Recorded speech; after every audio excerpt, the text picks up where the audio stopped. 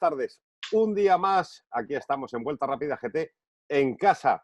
Ya sabéis, estos vídeos que estamos perpetrando cada día, bueno, o cuando nos dejan. Si os gustan, dadle al pulgar hacia arriba, ese me gusta. Si queréis ya un paso más, suscribíos al cuadradito ese que hay en la esquina inferior de la pantalla. Nos haréis tremendamente felices. Y bueno, seguiremos dándoos información, charlas, conversaciones con protagonistas del mundo del automovilismo de competición. Juanma Fernández Pellón, muy buenas tardes. Hola, buenas tardes. Diego Carabaña, ¿qué tal? Buenas tardes, Ramón, ¿todo bien? Don Carlos Barazal, ya empieza a ser presencia acostumbrada. Ya sabes mis limitaciones y aquí estamos y un placer, y más con el invitado de hoy, más aún. Buenas tardes. A ver, presentamos al invitado de hoy. Hay que decir que es vicepresidente de la Real Federación Española de Automovilismo, oficial, comisario, todo lo que queráis, con una retahíla, un tren de mercancías lleno de anécdotas, de vivencias y sobre todo, como nos dijo antes de empezar el vídeo, un aficionado de los de tomo y lomo. Don Joaquín Verdegay, muy buenas tardes. Hola, ¿qué tal? Buenas tardes. Bienvenido. Muchísimas gracias por dedicarnos un poco de tiempo a Vuelta Rápida GT en casa. Y primero que nada queremos saber qué tal estás, cómo estás llevando este confinamiento. Pues mira, yo tengo que decir que estoy muy bien. De hecho, yo tenía la intuición de que debía haber pasado el virus al principio del confinamiento. Y el otro día me hice un test y efectivamente he dado C y IgG. O sea, como que lo he pasado, he hecho anticuerpos, pero la verdad que lo pasé divinamente. O sea, que no tuve fiebre, no tuve ningún problema y en mi familia estamos todos, la verdad que muy bien. Solamente, pues, que después de tantísimas semanas, os soy sincero, he perdido un poco el ritmo de trabajar y las ganas. Es decir, ahora como que te has hecho mucho más selectivo. Trabajo como un burro, pero todo en cosas que me fascinen, en especial las carreras de coches, que me están ocupando ahora el tiempo pues a más del 80%. Ayer hablábamos antes de ayer, perdón, con el presidente de la federación, con Manuel Aviñó. Sí. Y desde luego trabajo hay y mucho. No os lo podéis imaginar. Y encima no solamente no acaba, sino que se complica. Es decir, en este momento ya, pues para acabar de rizar el rizo, ha empezado la Fórmula 1. Me refiero al trabajo de la Fórmula 1. Es decir, ya hemos recibido de Liberty Media y de Fórmula 1 Management que van a hacer una carrera en España. Ya estamos empezando a trabajar. De hecho, este tiempo que vamos a estar aquí juntos me permite salirme de un documento tocho que estaba preparando para mandarles, porque están pidiéndonos, claro, ayuda y colaboración para los protocolos sanitarios, para los certificados de entrada y de salida de los camiones y del personal y las garantías, tal. He estado estudiando el formulario, el protocolo, que mira, esto es primicia, yo creo, para todos vosotros que sois profesionales de esto.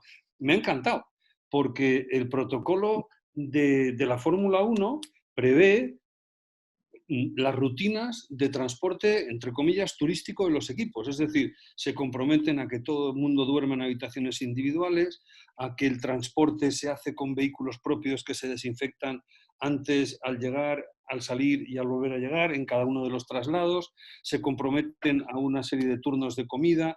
Van a volar todos los mecánicos y todo el personal de los equipos en vuelos charter, sin utilizar vuelos regulares para facilitar el control de las enfermedades. Bueno, la verdad es que desde el punto de vista logístico es alucinante, ¿no? Yo me he quedado francamente impresionado y solamente he visto un poco los titulares, pero como precisamente hoy se ha hecho público precisamente también nuestro protocolo sanitario de la Real Federación Española, que lo hemos estado elaborando, bueno, se hizo público me parece que anoche, pero bueno, se ha hecho público y se aplica con fecha 1 de junio, pues ahora pues toca coordinar el suyo con el nuestro, toca enseñar el suyo en la Administración Central Española y toca obtener los permisos y las garantías para que la gente sea autorizada en las fronteras, los camiones, tanto la entrada como la salida, y que no pongan pegas. Pues imaginaros el problema logístico que puede significar que todos los equipos entran en Austria y no les dejen salir.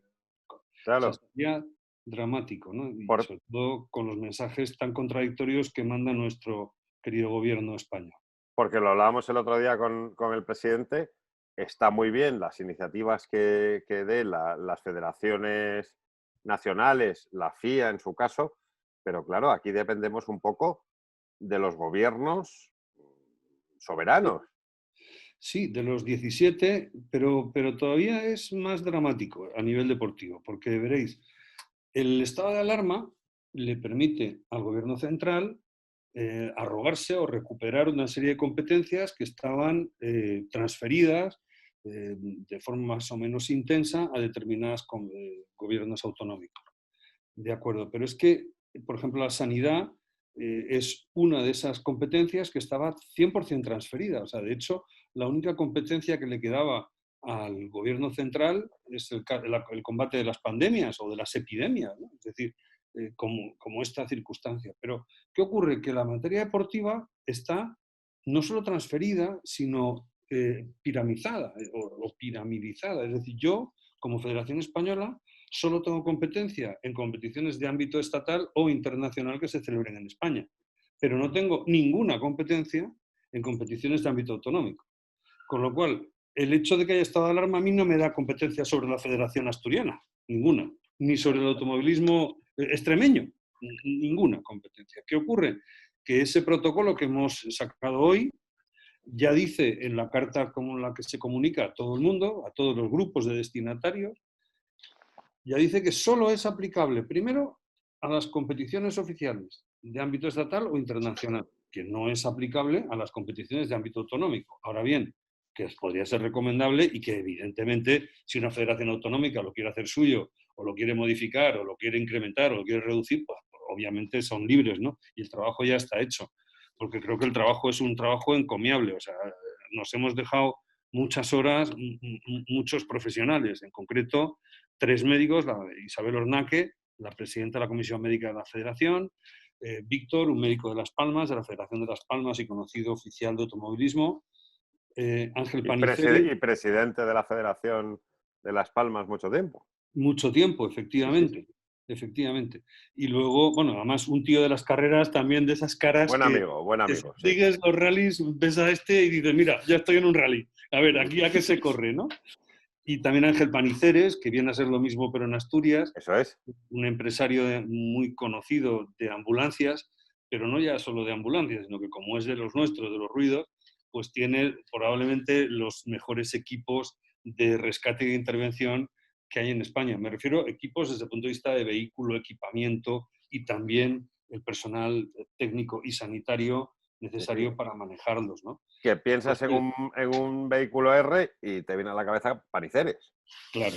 Claro, es que los vehículos R fueron un invento de la Real Federación Española de Automovilismo, no nos engañemos. Pero claro, una cosa es que tú modestamente pides a una fábrica que te ceda unos vehículos y los equipas con lo que puedes y luego contratas profesionales, tanto médicos como personas de las carreras que sean capaces de manejar una cizalla o un separador hidráulico. Yo, fíjate, sí quiero recordar que la primera vez que tuvieron una intervención estos coches fue en un rally en Cantabria. Yo creo que fue en uno de los de Fidel de la Peña, pero no me acuerdo. No se llamaba todavía Cantabria Infinita, es antes, ¿no? Sería un Peñucas, ¿no?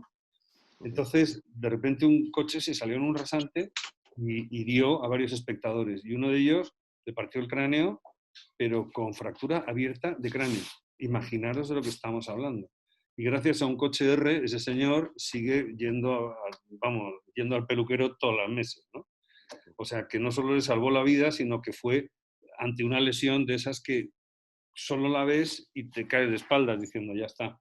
Fijaros sí, lo que acabo de decir, ¿eh? Creo recordar que fue en el Rally de Santander del año 91. El accidente fue protagonizado por Pedro Diego y Ciar Muguerza con Leancio Integrale, que salieron en un tramo de saltaron, estaba lloviendo y el coche les derrapó así y se llevaron a la gente por delante. Sí. Bueno, veo, Juanma, que aquí hay mucho enfermo. Aquí no puedo. No, hombre. A ti te ha pillado al lado de casa, no, Juanma. Claro, por eso que a mí me pilló. Y además son unos grandes amigos míos, ¿no? Sí. Además, oye, me acuerdo mucho de Pedro Diego y de Iciar. mucho. Que tienen que estar aquí también en estos vídeos, Pedro e Iciar. A ver, Joaquín, Dígame. vicepresidente de la federación, muchos años además, pero ¿cuántos años en las carreras? Pues mira, yo me saqué mi primera licencia y empecé a correr en el año 77. Y corrí en un rally Santa Teresa, en 1977 de copiloto. Luego, en el 79, a finales, empecé a luchar para montar un equipo y conseguí un patrocinador que era Albal y monté un equipo de rallies modesto, pero profesional. Albal, el papel de aluminio. El papel de aluminio, sí. Sí. Y si os ¿Cuántos acordáis, bocadillos hay envueltos? Que efectivamente. luego dieron un salto más a patrocinar a equipos más fuertes, ¿no? No, siempre fue mi propio equipo. O sea, en el año 80 ganamos el Campeonato de Castilla, en el 81 ganamos el Campeonato de España de Fabricación Nacional y también el Campeonato de Castilla Absoluto.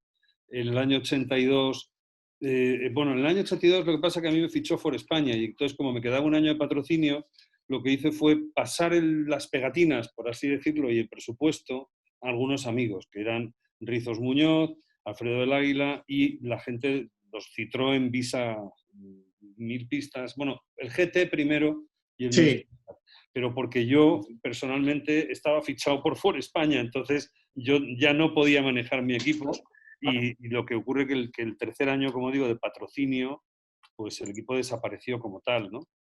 Pero la verdad es que durante el 80 y 81 no me puedo quejar para nada, porque yo creo que hicimos como 30 y tantas carreras entre los coches de Pipo Curet y de Alfredo del Águila, y también yo mismo con César Argenta, bueno, César Argenta de chofer y yo de copiloto, que corrimos el primer campeonato de España Panda. Y yo creo que, no quiero mentir, pero me parece que ganamos el 60% de las carreras en las que participamos. Desde luego, si se corrieran 3 campeonatos menos el del Panda, que si os acordáis era un campeonato piramidal que se jugaba una sola baza y en esa baza, que era el Rally Sanimar, a nosotros se nos rompió el coche. Pero, por ejemplo, ganamos en Extremadura, ganamos en el Vendimia, ganamos en el Baviera. En el Baviera ganamos además a un chico debutante que se llamaba Carlos Sainz. ¿Quién conoce a este chico? No, nadie. No sé si te suena. No, Ahora creo no, que su hijo corre en Fórmula 1. Sí, Claro. no caigo, me cuesta, pero bueno. Me acuerdo muy bien porque él llevaba el número 112 y nosotros el 113. Que los Panda nos ponían del 100 atrás. Pero oye, eso, un inicio en la competición en rallies, Sí. pero si a la gente le preguntas por Joaquín Verdegay, le sitúan siempre en un circuito. Bueno, es que, digamos, mi afición se reparte porque me gustan las carreras de coches. Posiblemente me guste más ver carreras de circuito que de rally, porque me gusta más verlas sentado y fumándome un puro, aunque ya no fumo, que en el monte pasando Bueno, frío. apruebo esto, el tema del puro, digo yo. No, pues si va por ti, ¿no? Sí, sí. Es decir, que me gusta tanto la NASCAR como la Fórmula 1, como cualquier carrera de turismo, como rallies, como montaña. Es que a mí me gustan las carreras. Yo, por ejemplo, mi debut en circuitos empezó, eso sí, como oficial, porque conducía un coche de intervención, el Gran Premio de España del año 80, en el año, perdón, el que se suspendió, ¿os acordáis? En el año 81 también conducía un coche de rescate, y que me lo pasé como un enano porque había un tal Villeneuve que nos daba un trabajo tremendo a todos, pero que estuve allí. Y luego, en el año 84, yo dejé de correr. Entonces decidí que me retiraba y que lo decidí cuando un tío que se llamaba Carlos Sainz estaba empeñado en que corriera con él de copiloto, que era el mismo del Panda. Y ya en un momento dado le dije, mira, macho, yo no quiero ser copiloto, yo quiero ser abogado, y si me pongo a hacer el bobo y a correr contigo el copiloto, voy a acabar siendo campeón del mundo de copilotos, pero no voy a ser abogado. O sea, tú ibas a sustituir a Boto. Sí, justo. Es que no me acuerdo Justo si entre la calle y Boto. Entre Juanjo y Boto, entonces. No, Claro. entre Boto y Luis Moya, yo creo, porque era el año 84. Claro, pero Moya entra en el 86. 7. 7, es verdad. No sé. No, entre la calle y Boto.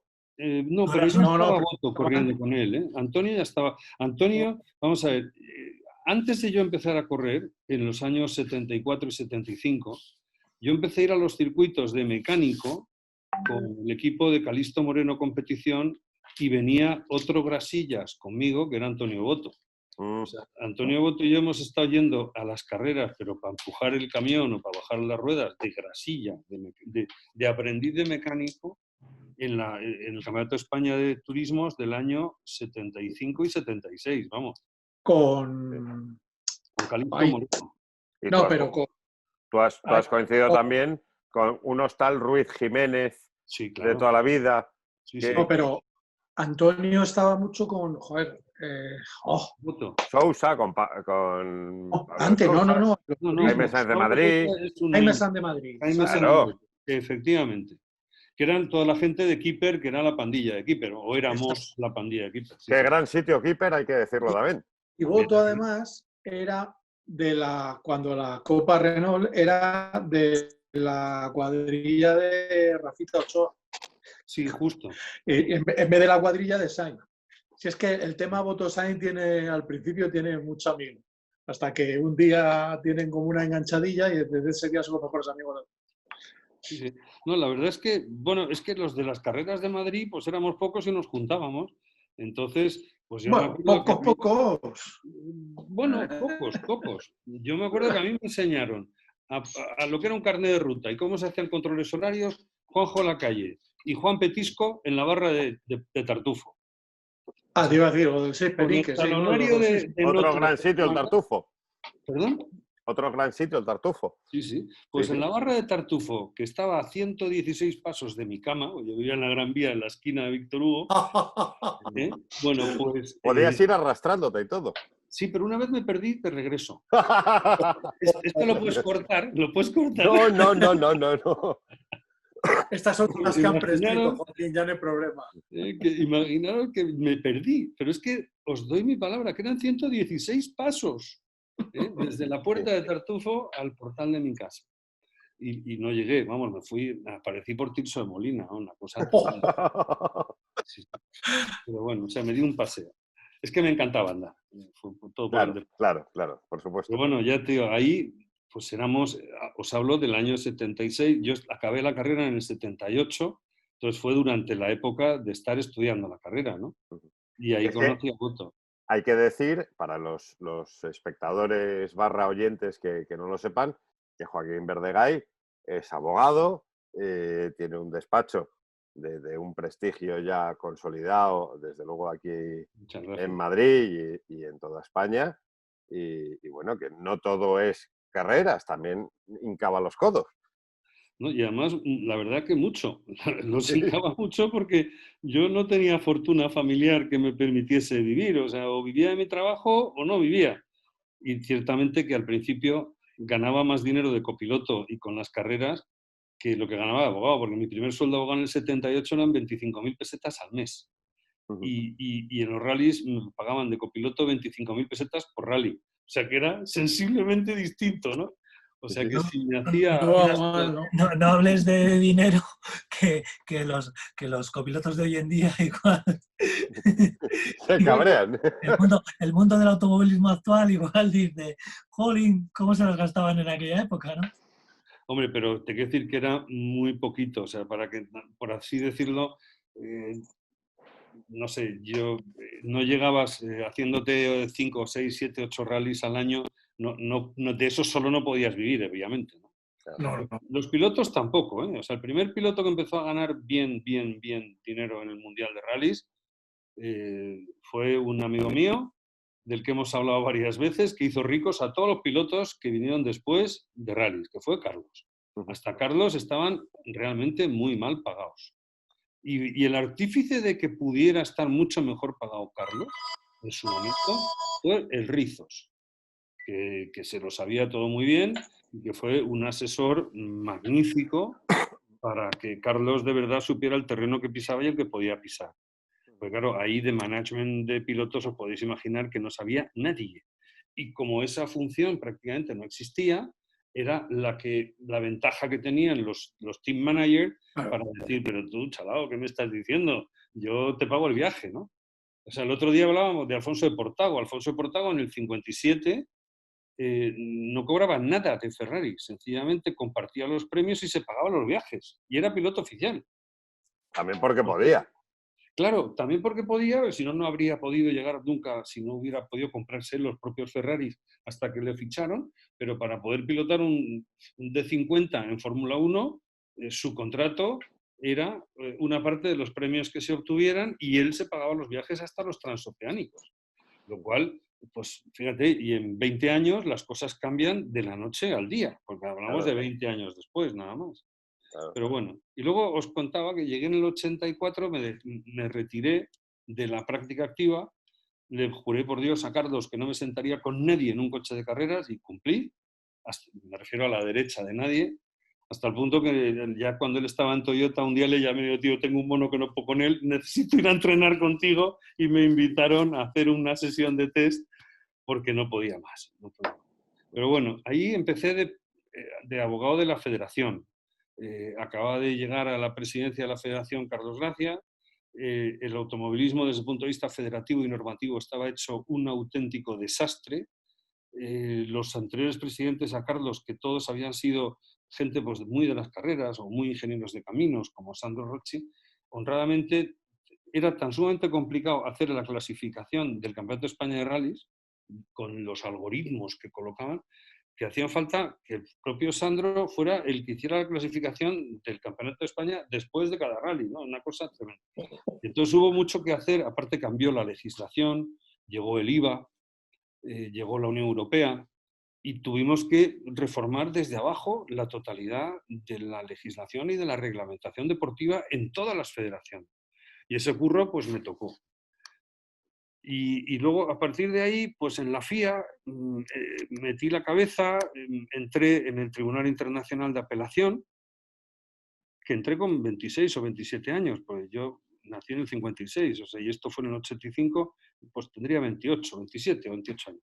Lo cierto es que cuando entré en el tribunal era el miembro más joven del tribunal desde que se había creado en 1904. Y ese récord está ahí imbatido. O sea, sigo siendo el ¿Estaba Balestre de presidente o...? Señor, Balestre. Entonces con Balestre, como tuvimos bastantes broncas él y yo, nos caímos muy bien. Me pasó lo mismo que con Bernie Eccleston, que a golpe de discutir y de unas broncas de muerte nos hemos hecho muy amigos, ¿no? Entonces con Balestre me pasó una cosa muy graciosa en Jerez, y es que el tío me dijo, si os acordáis, en un gran premio de Fórmula 1 de Portugal, Nigel Mansell con el Ferrari dio marcha atrás en el pit lane y le querían cortar la cabeza. Fue cuando se implementó la norma de que no se podía dar marcha atrás, que te tenían que empujar. Bueno, entonces yo estaba ya en Jerez aquel lunes y me dice, te tienes que ir, Maître Verdenay, se tiene usted que ir a París a cortarle la cabeza aquí a Nigel Mansell porque eso es intolerable. Y le dije, mire, señor Balestre, yo, ¿sabe lo que le digo? Que lo siento mucho, pero que aquí tiene usted mi carta de dimisión. Yo no voy a seguir siendo miembro del Tribunal de Apelación, de la FIA, si usted me da instrucciones sobre lo que tengo que resolver o no resolver. El tío me dice, ¿cómo? ¿Qué me está usted diciendo? Y yo, lo que está usted oyendo. Que no me interesa. Y además, también le diré, yo soy el coordinador general de la organización del Gran Premio de España. Usted comprenderá que no le voy a dar un leñazo a un piloto de la Ferrari para que en mi carrera me falte un Ferrari. O sea, encima no me voy a pegar un tiro en un pie. Y entonces el tío dijo, quiero inmediatamente una reunión urgente con el señor Baviera, que en aquel momento era vicepresidente de la FISA, y con el señor Gracia, y con usted. Bueno, entonces dijo, sí. Baviera Fernando. Fernando de Baviera, que en aquel momento era, como te digo, vicepresidente de la FISA, porque la FISA era el área actual de FIA. La FIA, y la FIA era el área de movilidad. De hecho, Balestre no era en aquel momento presidente de la FIA, era presidente de la FISA, nada más. El presidente de la FIA era Metternich, el príncipe Metternich, de austriaco. Bueno, la cosa es que montamos esa reunión el martes y ahí llego yo diciendo, verás tú la que me va a caer. Y entonces dice Balestre, bueno, señores, el Maître Verdenay, Maître por abogado, el Maître Verdenay, no es que fuera el Maître de... ha dicho que quiere presentar su dimisión porque no le gusta que yo le dé instrucciones. Y yo he pensado, Fernando, que tú ya has hecho tu trayectoria en la FISA y que debes presentar tu dimisión. y ser vicepresidente honorario de la FIS a partir de ahora y tal. Monsieur Gracia, usted hasta ahora ha sido el deputy member del comité ejecutivo, porque no se llamaba Consejo Mundial, se llama comité ejecutivo, el deputy member del Príncipe de Baviera. Bueno, pues a partir de ahora usted debería ser el titular en representación de España. Y Maître Verdeguy, que se quiere marchar del Tribunal de Apelación, yo lo necesito en la FIA. Porque claro, gente joven que me diga que no y no que sí, como todos vosotros, que nunca me discutís nada, me hace falta. Entonces yo preferiría que el señor Verdeguy ascendiera a miembro del comité ejecutivo, deputy, pero que no me falte a ninguna reunión, porque necesito que la gente sea capaz de decirme a mí que no. Fijaros, ¿eh? Ujú. Y este hombre, que yo creo que ha hecho por la seguridad de los coches de carreras más que nadie en la historia, también es cierto que los cogió muy peligrosos. Me acuerdo que en las decisiones más críticas el tío me llamaba, me pedía mi opinión honrada y sincera, y además me pedía que yo hablase el primero siempre, para quitarle el miedo a la gente del comité ejecutivo a discrepar. Y me acuerdo que cuando le pusimos las chicanes al circuito de Le Mans, que fíjate de las que estamos hablando, macho, estamos hablando de la verdadera historia. Sí que tenemos el pelo blanco todos. Bueno, todos no. Solo Charlie. Yo solo cuando me dejo la barba. Ya. Pero bueno. Pues fijaros, las chicanes de Le Mans fueron una relativa imposición del Ayuntamiento y de la Dirección General de Carreteras del gobierno francés para la propia carretera. Pero claro, esas glorietas se podían perfectamente hacer permeables por una pista central.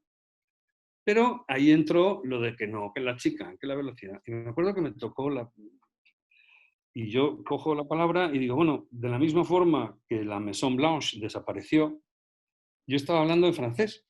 Y de repente dice Balestre, ¿qué pasa? ¿Está usted loco, señor Verdeguy? ¿Por qué? Me dice, ¿qué está usted hablando de la Maison Blanche? Aquí no hablamos de los Estados Unidos. El nivel de burrez del señor presidente. Y entonces, de repente alguien le dijo, no, señor presidente, el señor Verdeguy está hablando de la Maison Blanche, que es una curva de una casita que había un poco antes de la recta de tribunas del circuito de Le Mans, que hubo que suprimirla porque era muy peligrosa. Entonces es lo que yo empecé invocando aquello, decir, hombre, evidentemente todo evoluciona en favor de la seguridad y creo que de la misma forma que se tuvo que eliminar en su día la Maison Blanche, donde ahora están las curvas Ford y las curvas Porsche y la zona más moderna, por así decirlo, del circuito, pues puede que llegue el momento de ponerle chicanes a la recta de 1:10. Pero en mi opinión personal, no solamente no vamos a reducir el peligro, sino que lo vamos a triplicar. Porque vamos a conseguir que en lugar de una enorme frenada, al final, Mulsanne, ¿no?, haya 3.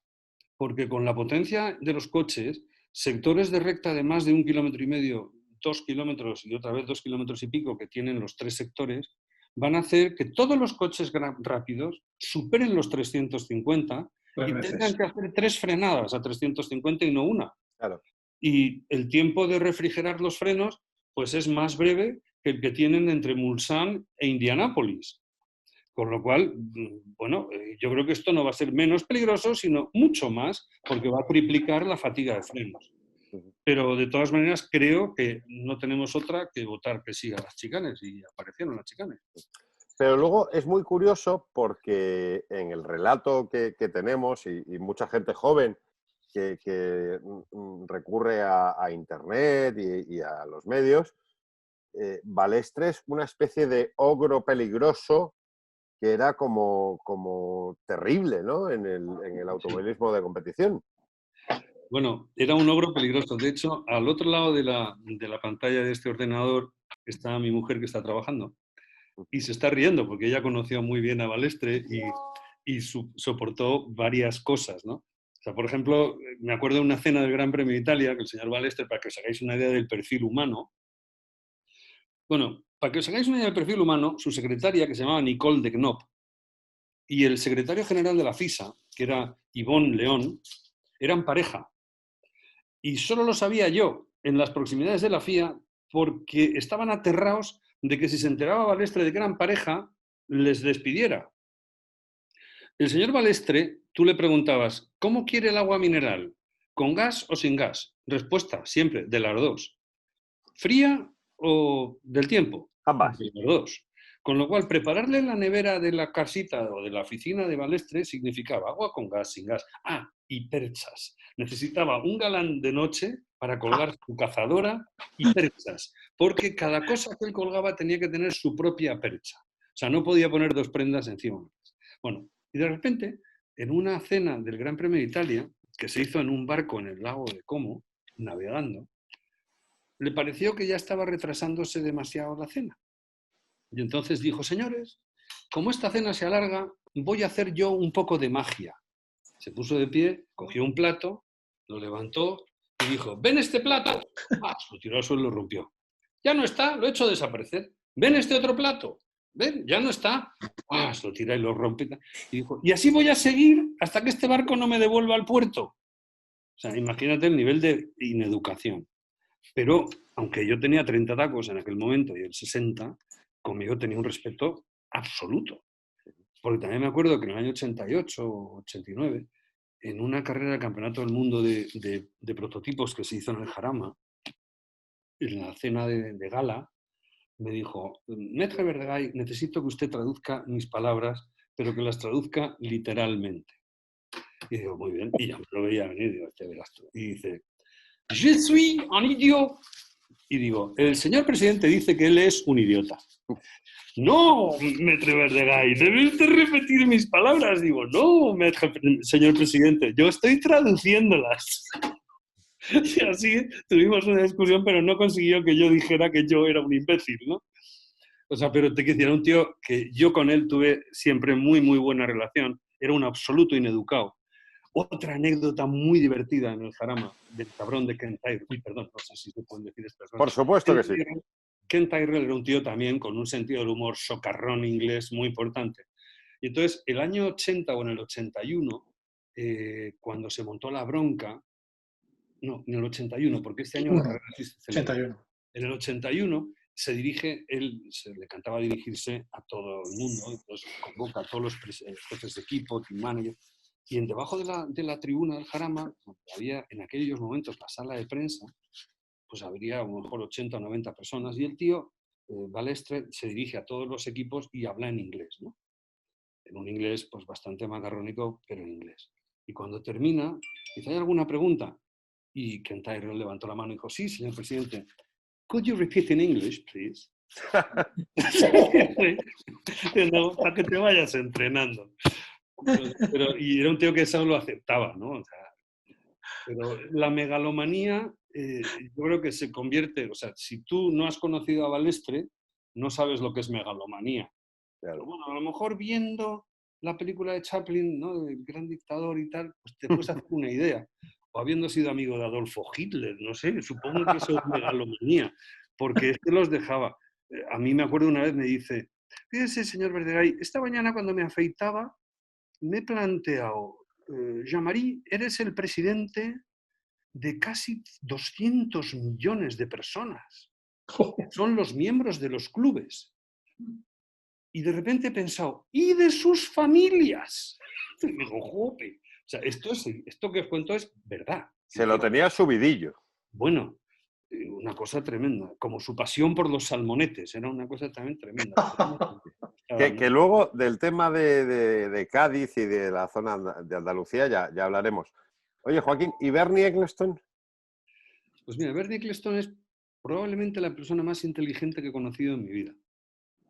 Y es un tipo que tiene, compartido con todos los que estamos aquí presentes, una pasión por las carreras de coches como pocas veces he podido ver en mi vida, porque Jean-Marie Balestre no tenía ni idea de lo que era un coche de carreras. O sea, Jean-Marie Balestre era un profesional de la prensa que había tenido una historia previa de colaboracionismo muy delicada y que de alguna forma, con su megalomanía y su pasado, pues se vio obligado a desarrollar una gran labor en pro de la seguridad. Pero llegó a las carreras como paracaidista. A lo mejor podía haber llegado pues, al mimo en el Teatro de la Ópera. De hecho, su hija es una gran mimo de la escuela ¿cómo se llama?, de Marcel Marceau, y profesora de mimo en la Ópera de París. Pero Bernie es un tío de las carreras. Bernie, como piloto, que es como empezó, pues no fue demasiado bueno, pero le gustaba.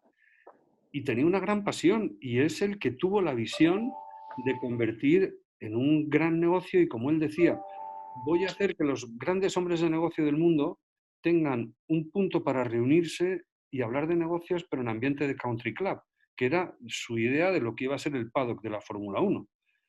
Porque, digamos, todo lo que él fue capaz de hacer para la Fórmula 1 y por el desarrollo de la Fórmula 1 era pensando en eso, en el paddock y en el espectáculo. O sea, el espectáculo tenía que atraer medios de comunicación y difusión, que eso daba el dinero y visibilidad a los patrocinadores estáticos, con lo cual el espectáculo tenía que ser de primera división. En segundo lugar, tenía que ser muy difícil entrar como en las discotecas, es decir, había que poner unos tíos en la puerta que no te dejaran entrar para que Que solo... levantasen la cinta, sí. Claro, para que solo entrar ya fuera un éxito, es decir, los elegidos que podían tener un pase, ¿no? O sea, esa brutalidad también la inventó él. Y yo tengo que decir que en Jerez, que me las tuve que ver con él desde el año 86, porque en el año 85, que fue el primer gran premio de la última etapa de la Fórmula 1, porque en el año 81 fue el último que hubo en el Jarama, 82, 83 y 84 nos quedamos en Fórmula 1 y de repente regresó a Jerez en el año 85. Bueno, pues ese gran premio fue un auténtico desastre de organización.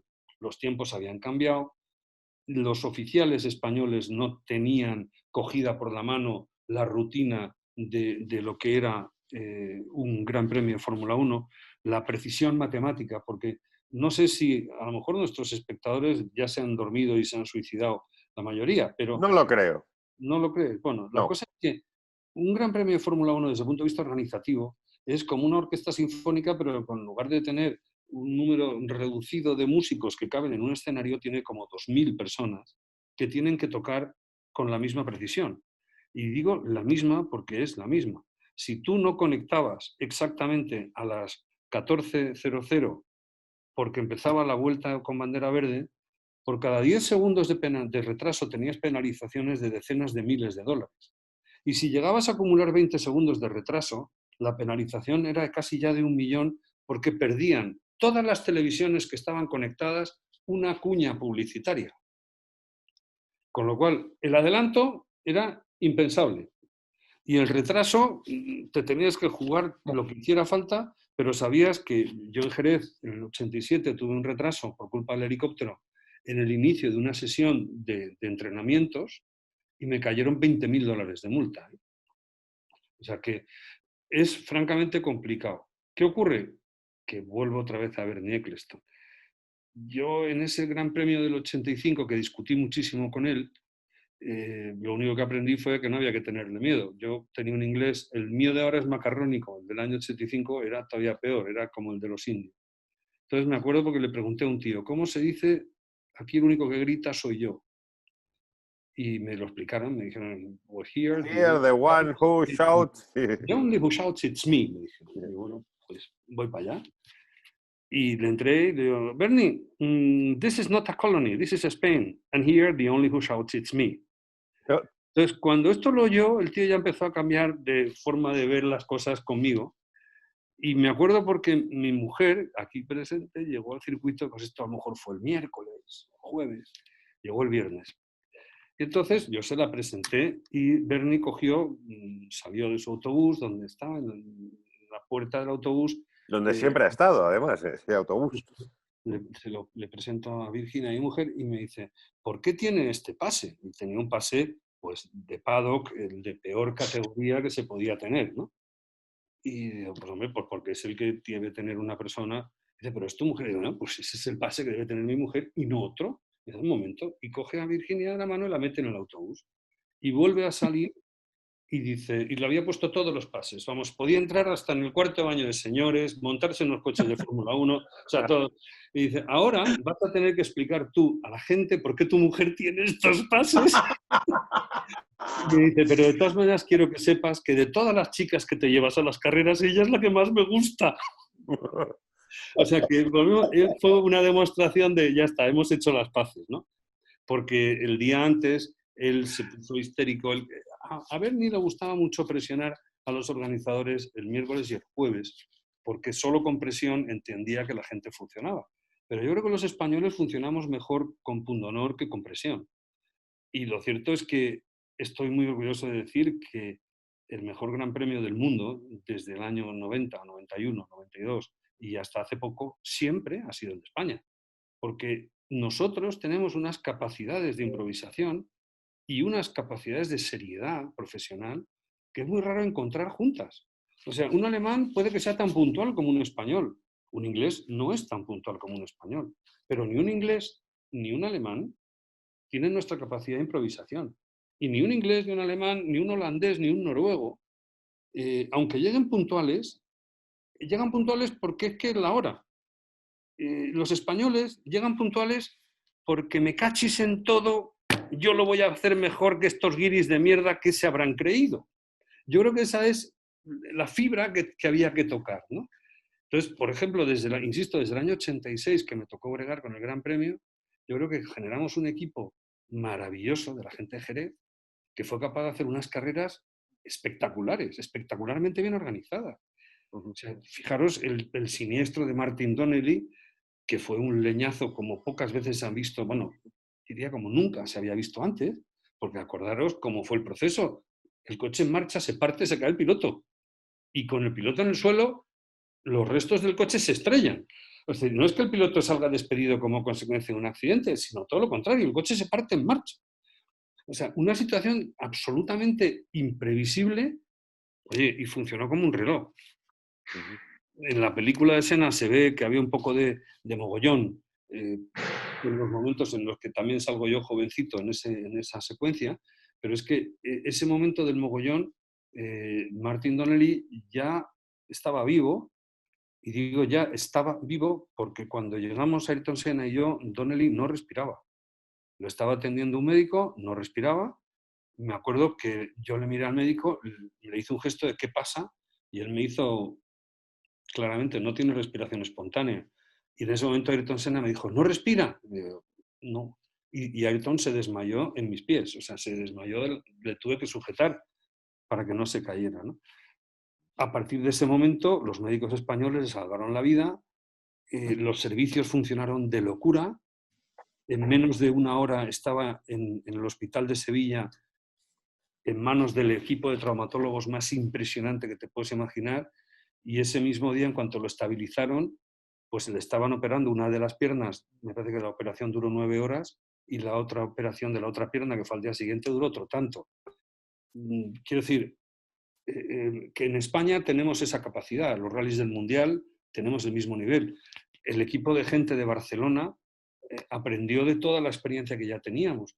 Digamos, empezaron ya súper arriba, porque fue el primer Gran Premio en el 91. En el 91, para que os hagáis una idea, de Barcelona y de sacar esa carrera adelante, hubo tales inundaciones, si os acordáis, llovió tanto en la carrera, que los taludes, el talud de la parte de la primera izquierda que da acceso al estadio, donde está ahora esa tribuna que se accede por la pasarela, ¿sabéis qué curva os digo? La recta de atrás. Ese talud se vino abajo y les cayó encima a los coches de los bomberos y de intervención y los enterró. Enterró hasta la mitad el Ferrari de los bomberos que hacían aquel momento de safety car, ¿no? O sea, el paso subterráneo por la pista se inundó. Se inundó hasta tal punto que ahí estaba el transformador eléctrico y tuvieron que venir los hombres ranas de los bomberos a poder enchufar y darnos servicio eléctrico. Y aún así, la carrera no tuvo ningún retraso. Los neumáticos se llevaban flotando por el paddock, flotando, haciendo balsas con ellos, que esas imágenes existen, y se distribuían por los... Hombre, el padre de Ronnie Biden acaba de llegar. Don Carlos, nos escucha ya, ¿no? Ya, sí, por fin. Me estaba peleando con estos aparatos del demonio, por Dios. Don Carlos Enrique de Salamanca, otro ilustre compañero que se suma a la charla. Bienvenido. Muchas gracias. Sí, señor. Me alegro mucho de verte. Igualmente. No te identificaba cuando luchabas con los cascos. De repente cuando ya los has tirado, yo ahora ya sí sé quién es. No, pues ya te digo, la capacidad de organización de los oficiales españoles es lo que consiguió, por ejemplo, que yo tuviera el honor de que en el año 2011 se creó la Comisión de Oficiales de la FIA y me tocó el honor de presidirla. O sea, presidí la primera comisión de oficiales que hubo en la FIA. Y todo esto más viene, y os cuento otra breve anécdota, que el señor Balestre, como os digo, tenía pues bastante confianza en mí. Y con Le Mans tenía una bestia negra, porque como Le Mans siempre ha ido a su bola, tenía una bestia negra. Y me dice, Verdegay, tienes que ser comisario deportivo. Digo, yo no he sido comisario deportivo en mi vida, pero en mi vida es que en mi vida.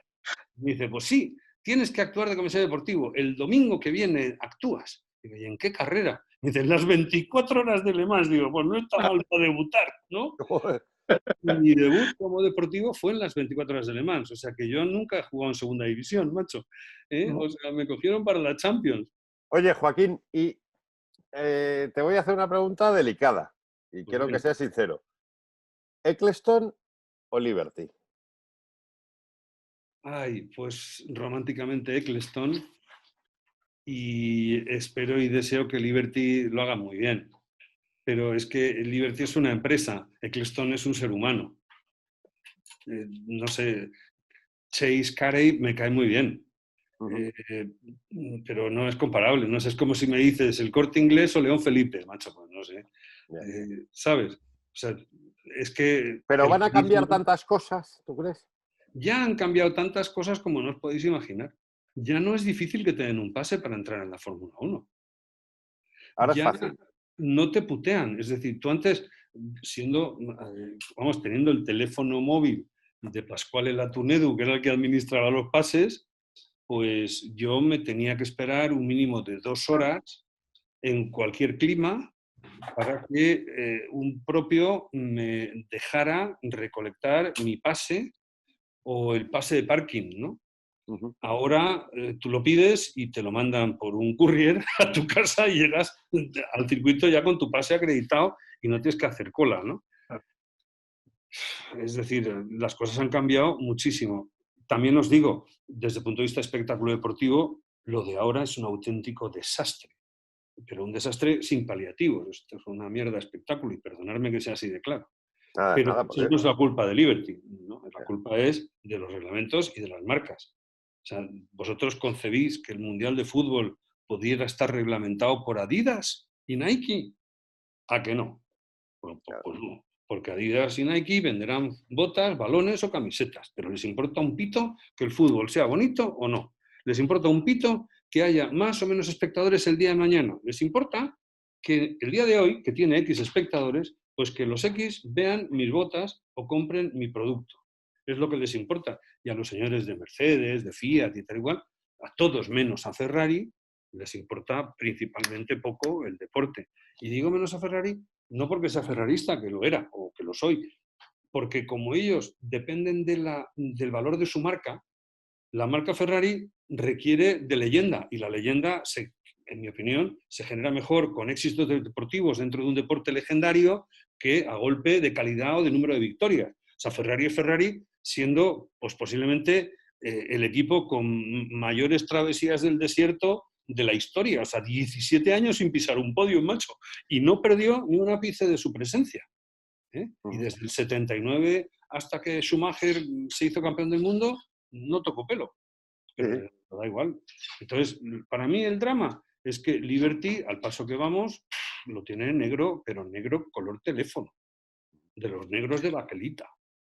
Que tanto pesaban. Joaquín, una cosa. Antes hablabas de que le dijiste a Carlos que nunca más te volverías a sentar a la derecha. Bueno, dentro del mono que has estado contando. Pero sí que te sentaste a la izquierda. Sí. Y sigo sentándome. Lo que pasa es que últimamente no tengo mucho tiempo.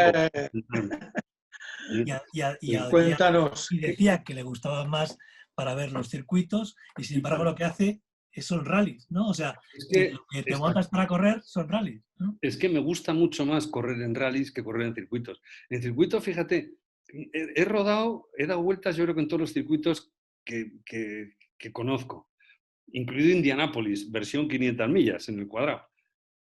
Pero en un circuito me da muchísimo miedo rodar con otros. Un miedo horroroso, porque probablemente la competición, si procedes del rally, estás solo. No me dan miedo los barrancos conduciendo, pero me da mucho miedo el pelotón. Y por eso, bueno, y aparte también por la posición, hombre, me parece que un federativo no se puede meter a dar golpetazos o dar codazos en una pista, ¿no?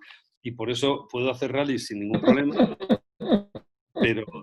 pero de todas maneras me da mucho miedo, lo tengo que reconocer. O sea, fíjate, es más, una vez probando en el Jarama, muy en serio, con un piloto, de profesor, pues con un Hyundai de los de las primeras series, pero hace poco, o sea, cuando ese coche ya era un coche obsoleto.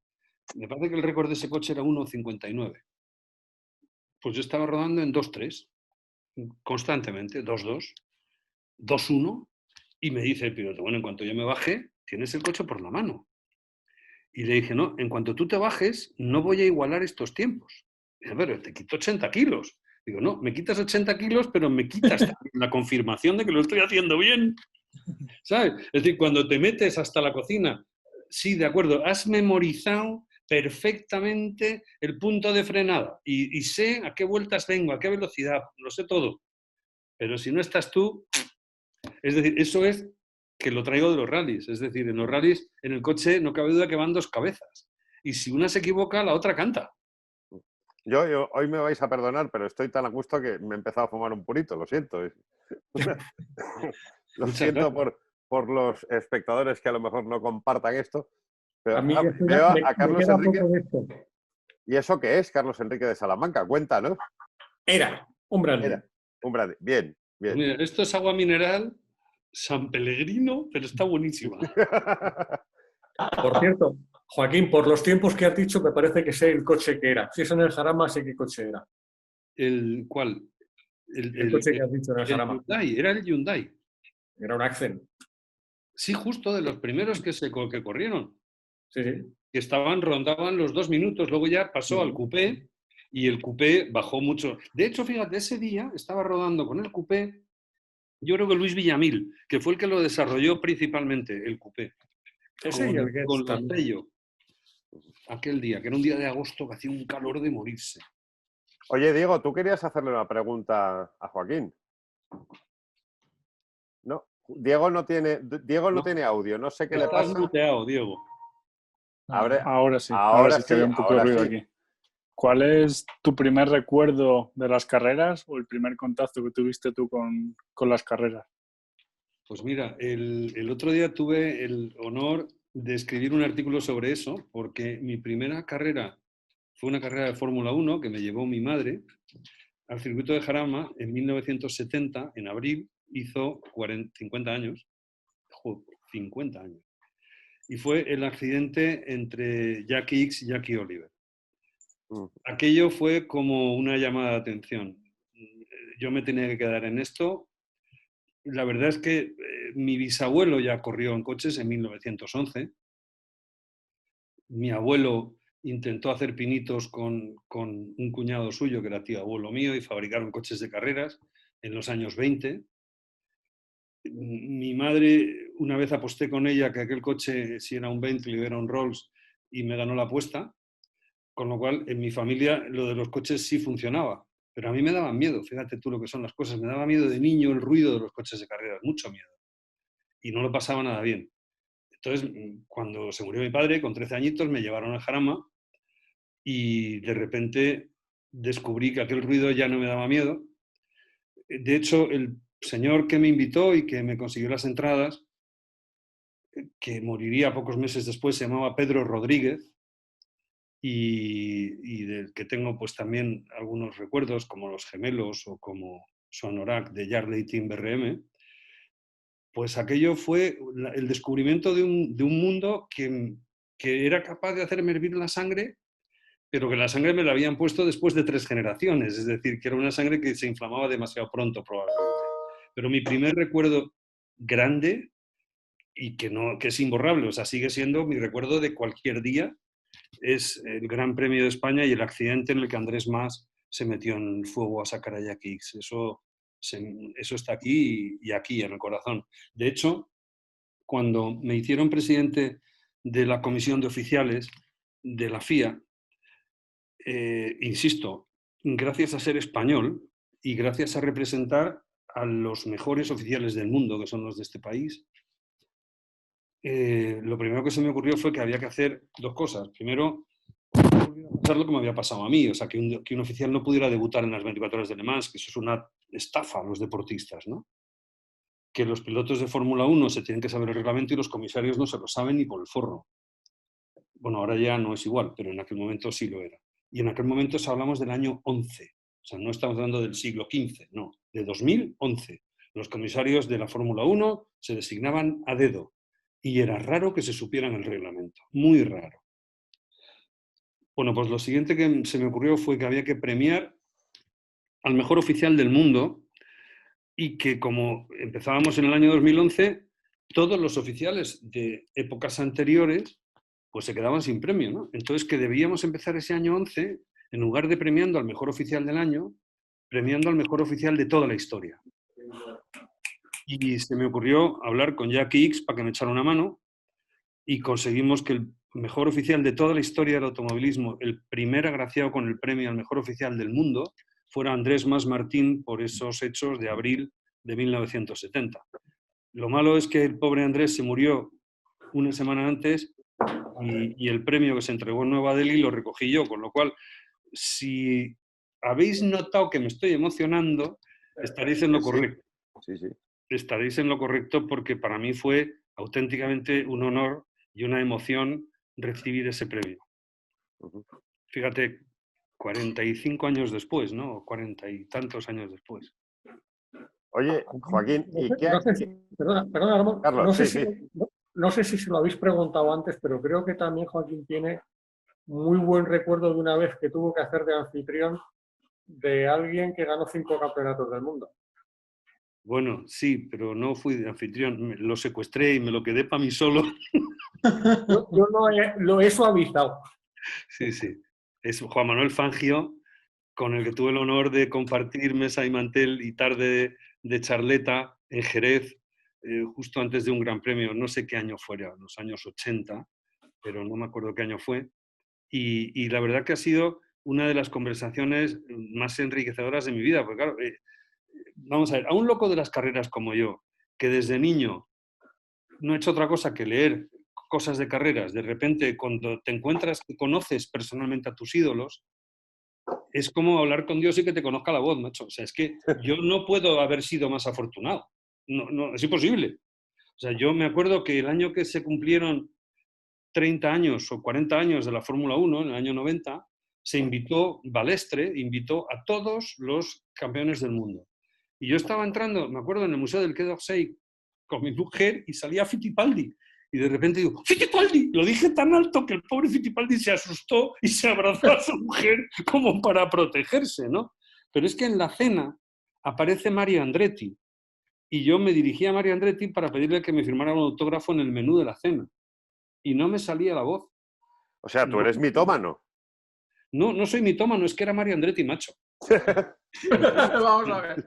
A mí el que estaba a su lado, que era Alain Prost o el Nelson Piquet, que también estaba, me da igual, pero es que era Mario Andretti. O sea, Mario Andretti es Mario Andretti. Yo solamente era capaz de decirle maestro, maestro. Y además le llamé maestro como Dios manda, ¿no? Y el hombre me mira y no me salía ni en inglés ni en italiano. Entonces le di mi pluma y el menú de la cena y el tío ya me hizo así y me dijo, ¿para quién? Porque simplemente no me salía la voz, no articulaba palabras. Bueno, con clase, entregando una pluma en vez de un bolígrafo. Eso también. Sí, hombre, claro, no vas a escribir con un boli, ¿no? Sí, sí. Pudiendo escribir con una pluma. Oye, Joaquín, ¿y cómo ha cambiado? Desde luego el automovilismo ha cambiado, pero la afición también, ¿verdad? Sí. La afición, una barbaridad. Sobre todo que es que la afición de ahora le gusta la Fórmula 1, lo cual demuestra que no tienen ni idea, ni de coches, ni de carreras, ni de espectáculo. Sí, es como ir a un cine y quedarse sin el sonoro. No te estás enterando. Pues es verdad. O sea, a mí me admira que haya gente que le gusta la Fórmula 1 de ahora. De verdad, o sea, me admira. ¿A ti no te gusta? Vamos a ver, yo veo muchas carreras en compañía de Charlie Brazal aquí presente y trabajamos para encontrar la parte bonita de lo que estamos viendo. Pero la palabra es trabajamos. Es decir, por desgracia, hay carreras que son muy bonitas, ¿eh? Hay carreras que hemos disfrutado, todos. Pero ¿cuántas? Es como ir a los... Vamos a ver, hoy en día el parangón de la Fórmula 1 es como los toros. Te tienes que ver 85 corridas para que un toro te diga algo. Yo no soy un gran aficionado a los toros, precisamente porque estadísticamente me llegan al corazón muy pocas faenas, entonces no se me ocurre, me aburro y lo pasan mal. Bueno, en el fondo es darle pinchazos y estocadas a un animal, salvo que de repente veas una faena gloriosa. Bueno, pues es un poco parecido a la Fórmula 1. Y sobre todo que es que el coche tiene tal facultad, tanto poder por encima del piloto, que es tremendamente difícil ver algo que no te esperes. Lo hablábamos, me parece que, Ramón, tú y yo, es como ir a un partido de fútbol y saber que van a ganar después de 200 minutos, porque encima es más largo que un día sin pan, y que van a ganar 1-0. Y sabes quién va a meter el gol, no sabes cuándo, pero sabes quién, porque como es el único que le van a dejar tirar, entonces llega un momento que dice, macho, vaya aburrimiento, yo tengo otras cosas mejores que hacer.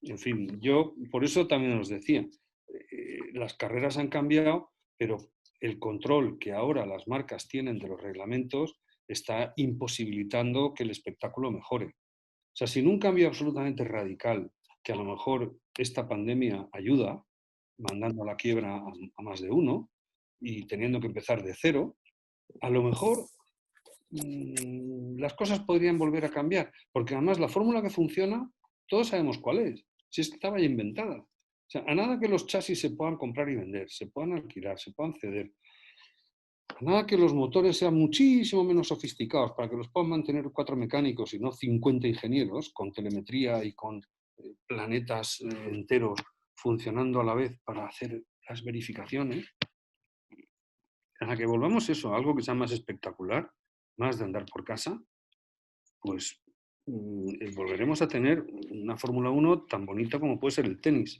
Pero por ejemplo, tú dices que te extraña que haya tanta gente aficionada. La gente se aficiona a lo que ve. Como hablábamos aquí en estos días, hemos tenido a muchos pilotos de rallies y tal, y lo hablábamos con Merlos el otro día. Igual añoran los grupos B, tú añoras los V10, los V12, pero si tú no has conocido otra cosa más que esta, pues esas otras carreras las querrás ver por YouTube o leerás libros o verás, pero tu actualidad, digamos que tu presente es ahora. Sí, tienes razón. Lo que ocurre que volvemos a lo mismo. Objetivamente, esto es más feo. Yo no añoro los V10 y los V12, incluso me remontaría más atrás a los V8, porque en aquella época había muchísima más competencia. Es decir, un gran premio de los 70s, al final de los 70s, estaba mucho más abierto que cualquier gran premio de los V10 y de los posteriores. Pero obviamente también es verdad que era muchísimo más peligroso, etc. Yo creo que este espectáculo gusta porque ha gustado Fernando Alonso y porque ganaba. Fernando Alonso nos ha brindado, yo creo que buenas carreras y ha hecho afición porque ganaba. Pero viendo los comentarios que la gente hace, los que ven las carreras y las siguen, puedo certificar, y Charlie no me dejará mentir, la prueba palpable es de que no se han enterado de nada absolutamente de lo que están viendo. Entre otras cosas, porque es que es muy difícil. Es que yo admiro al público que ve por la televisión una carrera y dice que la ha entendido, porque es imposible. Si tú no tienes un monitor al lado, viendo un mogollón de datos, es absolutamente imposible que te enteres de lo que está pasando y sobre todo del por qué. Y que puedas intuir por qué va a pasar esto o aquello. Porque es que no lo sabes. O sea, tú no sabes por qué un coche... Es como las carreras de GTs hoy en día. Es absolutamente... Que se quejaba, me acuerdo de Mark Webber hace 2 o 3 años, que decía, macho, es que ahora mismo tienes que ser piloto, administrador de energía, ingeniero termoeléctrico. Porque de repente te dicen, no, ahora no pases de 90 durante 2 vueltas porque hay que ahorrar no sé cuántos kilovatios. Y el espectador dice, uy, qué pena, se ha vuelto tonto el piloto. Claro, porque el espectador no sabe que estás ahorrando energía. Lo que sí ve es que tu coche ahora va despacio. Y dice, qué tonto, si ahora debería correr para adelantar al que viene delante. Entonces, no me cuente un espectador que le ha gustado la carrera.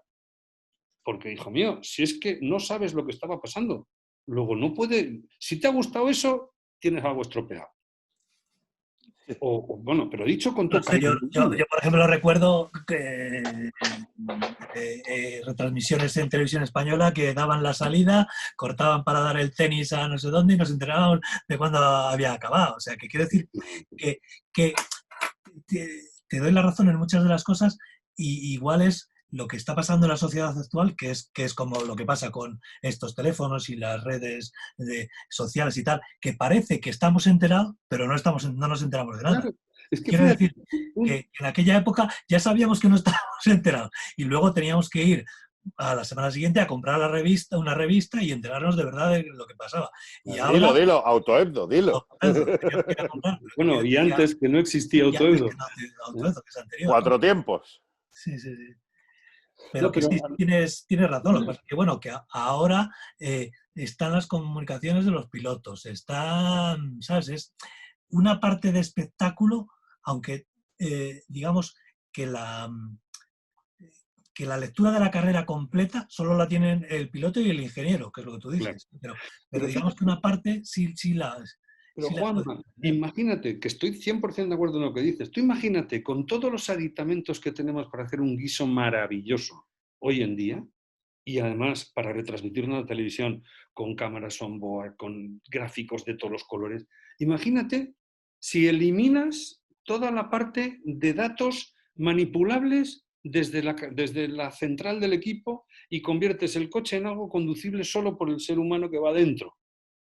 Me refiero, imagínate que todos los motores dieran la misma potencia, que la pudieran dar durante toda la carrera, que el deterioro de los neumáticos fuera el mismo para todos, como de hecho viene siendo, pero que no hubieran mayores límites estratégicos que cambiar de ruedas porque fueran todas de madera y que los frenos de discos se fueran deteriorando tanto que a partir de la vuelta 22 ya hubiera problemas para parar el coche y que a partir de ahí ya el talento empezase a preponderar. Dicho de otra manera, que las carreras fuesen como si estuviera lloviendo todos los días. Porque ¿por qué las de agua resulta que sí son muy divertidas? Porque en las de agua el porcentaje de importancia del piloto crece exponencialmente. Yo es a lo que voy. O sea, toquemos el reglamento para que el porcentaje de participación del piloto crezca. Si conseguimos eso, con los medios técnicos que hay hoy para retransmitir el automovilismo, podría ser un espectáculo maravilloso. El problema es que no lo es en la gran mayoría de los casos. Por eso digo que yo admiro, no digo que me dan pena, no, al revés, digo que los admiro. Porque si se han aficionado a esto, macho, como les mejorásemos el show, ya se hacían fieles como si fueran de una religión, ¿no? Oye, compañeros, preguntad algo, porque al final esto casi es... Yo quería, monólogo. porque os habéis metido por medio. Joaquín, cuéntanos tus aventuras, alguna aventura con los históricos, porque de hecho tienes algún vehículo histórico. Sí, O tenía. no, sigo teniendo dos porque no puedo venderlos, pero si alguien quiere, aprovecho para decir que vendo R5 Alpine, Golf, el MK1 1800, grupo 2. No, sí, he hecho algunos rallies de Monte Carlo históricos, en concreto he hecho 6 Monte Carlos, con bastante buen éxito porque he terminado los 6, aunque uno de ellos, el del año 12, no llegué a la meta. O sea, estoy clasificado legalmente, pero no pude hacer el Turini la última noche, cuando mi coche estaba completamente desguazado. Y la verdad que tengo una buena clasificación porque a la segunda o a la tercera me parece que quedé el 14º de 345 coches, o sea que no se me dio demasiado mal. Y la verdad es que también he corrido en clásicos en el Campeonato de España de rallies de vehículos históricos con el R5 y sí que me gustaría tener la ocasión y el tiempo de poder hacer alguno más. De hecho, yo creo que tendré que hacer algún Monte Carlo más. Lo que ocurre es que también se han profesionalizado tanto a nivel de regularidad que ya pasan a ser mucho más aburridos, porque volvemos a lo mismo. O sea, yo iba evidentemente sin entrenar, evidentemente sin milimetrar el recorrido, iba un poco a la que saliera, ¿no? Pero es que ahora aciertan, después de 2000 kilómetros, aciertan al segundo. O sea, hay gente que son lo que se llamaba relojeros, ¿no? Pues ahora el mundo de los relojeros, de la regularidad, se ha extendido hasta tal nivel que a mí pues, se me hace muy cuesta arriba, ¿no? Porque ya no soy tan relojero, yo soy más de lo legendario. Y la verdad es que sí, que espero poder hacer algún rally antes de que me compren los coches. Oye, Carabaña, pregunta lo que siempre preguntas. Dejadme Sí. al hilo de... Perdón, es que me Dale, interesa. Charlie, dale. ¿Crees que los históricos deberían también, A ver, es que tienes ahí de una... alguna A medida ver, de el seguridad? wifi, Charlie. Ahora. Ahora, a ver. Decía, ¿crees que los históricos, obviando alguna medida de seguridad, deberían, en ese aspecto de la medición, casi ir con un cronómetro de mano? Pues sí, en cierto modo sí. Yo creo que, de hecho, se han hecho intentos de eliminar sistemas muy avanzados. Lo que ocurre es que llega un momento en el que quiere ganar, pues en Ya. los nuestros hay mucha trampa, ¿eh? En todas las Sí, sí. especialidades. Sí. Entonces, por las buenas o por las malas, acaban utilizando sistemas de medición modernísimos y avanzadísimos. Yo no lo he hecho, entre otras cosas, porque no me divierte, ya te digo, a mí me divierte más ir a pedales. Y si me gana otro, pues que me gane, no tengo ningún problema, pero que me quiten Pero lo te haces barato. un Monte Carlo. Claro, o sea, yo me acuerdo una vez en Nürburgring o en el Turini, que la primera vez que pasé se me saltaban las lágrimas, o sea, un poco más y me paro a hacerme fotos de mí mismo en el Turini, coronando el Turini y yo, o sea, me faltó poco para salir del coche y darle un beso al suelo. Pero de verdad, Oye, os lo digo. levantaba la mano Enríquez. Sí, justo.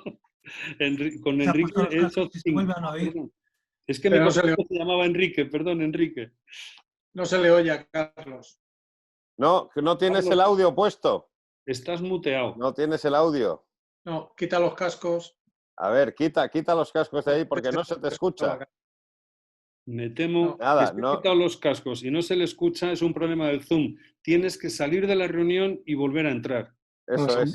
Los cascos te han muteado el micrófono. Sí. A ver, Carlos, ¿te escuchamos? No. No se No. le escucha. No, le pasa lo que os Ahora digo, yo entrará. soy de letras, pero es que me ha pasado varias veces. En Zoom, si los cascos te estropean el sonido, tienes que salir de la reunión y volver a acceder. Ha salido, a ver si vuelve a entrar. O sea, le dejaremos. Bueno, Joaquín, Pero pregúntale, Diego, pregúntale. ¿qué coche es el que te falta por probar? ¿Que de pequeño te encantaba o Pues, cuál es para probar, ti el coche de carreras? pues mira, el AC Cobra de 487 pulgadas cúbicas. De verdad. ¿Y serías capaz de coger el billete de 5.000 del parabrisas al acelerar o no? Tal y como tengo la espalda, no. Ahora te oímos, Carlos, pero Estos trastos del demonio. No, que simplemente estaba recordando el tema de los rallies de clásicos y el ir con un cronómetro. No fue un rally de clásicos, pero yo recuerdo que me lo pasé de globos en un eco-rally con Antonio Boto, que lo único que llevábamos era una aplicación que él se había descargado en el móvil, en una zona sin cobertura. Y lo que nos pudimos reír, que nos lo pudimos pasar, también hay que tener en cuenta que era con Antonio Boto, claro. Que se Claro. cuenta también. Claro, eso ya ayuda. Eso ayuda bastante. Pero sí, efectivamente. Los rallies de esos se han convertido en rallies de precisión de relojeros, como dice Joaquín, Sí. y se han profesionalizado tanto que se acaba perdiendo la diversión. De todas formas, te puedes seguir apuntando y puedes seguir yendo y llega a tu bola, ¿no? Claro, Pero, a ese No, nivel, pero hay una categoría ya para analógicos. no, Sí, al sin final, aparatos. pero eso lo hay en pruebas de la FEBA. En pruebas de la FIA, no. Van todos. Bueno, fíjate. O sea, las pruebas de regularidad hay de velocidad y de regularidad. Quizá ahora, fíjate, merezca más la pena apuntarte en velocidad y ir a la que tú puedas. Es mucho más divertido. Es decir, mantener un ritmo como si fueras de regularidad, que es a todo lo que puedas, entre comillas, sin jugarte la vida, y vas en velocidad. Posiblemente el de atrás no te coja, tampoco coges tú el de delante, evidentemente, pero te lo pasas como un enano con carretera cerrada. Porque claro, el problema del Monte Carlo es que la carretera es abierta. Entonces el cruce con el No, sí, propio... por eso cuando antes Corta el carácter. hablabas también, vuelvo otra vez a lo que hablabas de los circuitos, del miedo a competir con otros, me extrañaba porque que uno de tus rallies favoritos fuera el Monte Carlo histórico, porque esa carretera abierta y encima con hielo y tal, o sea que quiero decir hielo, nieve, que a veces las habrás pasado canuta, ¿no? Pues la verdad es que sí, si no las pasaras canutas no repetirías. Pero efectivamente, el año que quedé el 14, me acuerdo que en el tramo, en el Col del Amadón, al salir del túnel y empezar a bajar, pues yo me crucé con 3 coches. y tuve suerte porque adelanté 60 y tantos puestos en la general. En cambio, Guillermo Velasco, por ejemplo, se encontró solo con 2, porque con el segundo se lo comió de frente. Oye, Sí. Diego, la segunda parte de la pregunta. Sí, ¿qué carrera te gustaría correr? ¿Cuál es esa carrera que te pierde? ¿O campeonato o especialidad? Pues la carrera que necesito ver antes de morirme son las 500 millas de Daytona de la NASCAR. Carrera que me guste correr, la que me apetecía era el Rally de Montecarlo histórico, con el formato que tiene, y gracias a Dios ya la he hecho. Y la que no podría hacer porque no tengo dinero ni por el forro, ni siquiera para acercarme a los coches, serían las 1000 millas. Las 1000 millas es imposible porque tienes un coche que haya tomado parte en esa carrera y el presupuesto de esos coches empieza en que, bueno, hay que vender toda tu fortuna, toda la fortuna de tu familia, toda la fortuna de la familia del piso de al lado, y el piso de al lado y el tuyo. Y a lo mejor con eso te da para alquilar un coche, ¿no? Entonces, imposible hacer las 1000 millas, imposible. Pero la que más ganas de ver como espectador tengo son las 500 millas de Daytona. Pero Joaquín, Cerquita del muro, entiendo. ¿Perdón? Cerquita del muro, entiendo. Bueno, ¿sabes qué pasa? Que son carreras muy largas, ¿eh? Las 500 millas de Daytona, aunque los para coches mucho. van súper rápido, tardan mucho. Te cambias de sitio. Claro. De hecho, las 500 millas de Indianápolis, que sí he tenido ocasión de verlas, quiero repetir. Y las 500 millas empiezan a las 12 de la mañana de un día, pero tú llegas el día antes, te vas a ver el Museo de Indianápolis. En fin, es una parafernalia maravillosa. Las gorras, los perritos calientes, el ambientazo. Date cuenta que son 2 carreras que yo creo que son los eventos deportivos de todo el planeta que concentran una mayor cantidad de público. O sea, yo no sé los espectadores que se sientan en Daytona, pero deben superar los 300.000. Y en Indianápolis lo superan de calle. Yo creo que en Indianápolis deben estar cercanos a los 400 y pico mil. Entonces, solo ese calor humano produce un feeling muy especial. O sea, haber estado en el sitio donde había más gente sentada a la vez en el planeta, divirtiéndose con el mismo show, de verdad que es que algo tiene. No hay tantos imbéciles, como muchas veces se dice en Europa, ¿no? Que ese tipo de automovilismo. También me gustaría ver una carrera en el infierno verde, pero ya no se corre. Fijaros lo que decíamos antes. La primera vez que pasé por el carrusel conduciendo de un coche, me paré y me di un beso al suelo. En plan Juan Pablo II, como tiene que ser. Pues como tiene que ser. Sí, sí. Estaba en el carrusel, macho. Estás en la catedral. Claro. Joaquín, la ventaja con la Mille Miglia es que la puedes hacer. Te puedes hacer el recorrido incluso en plan turístico en varios días, si quieres.